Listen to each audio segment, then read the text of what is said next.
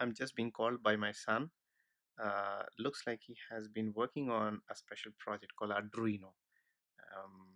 He's been very excited. Looks like he's calling. He has built something exciting. He just came and kind of called me.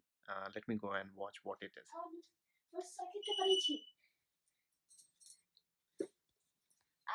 What is this? This is a circuit made from the Arduino Uno board. এটা বানালি এখন এতে?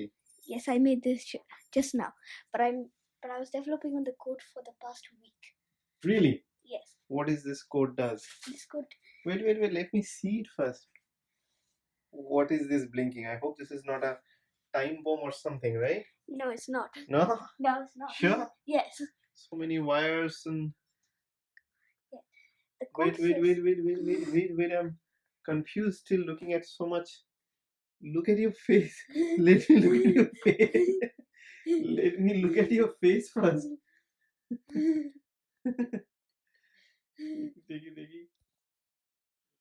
I did see him. He was visibly very happy, confident, and quite motivated. I really congratulated him multiple times. I'm sure he would be motivated You even remember that? more Yes, later. I remember. Oh. Dipanwita Aunty. Yeah. Wow.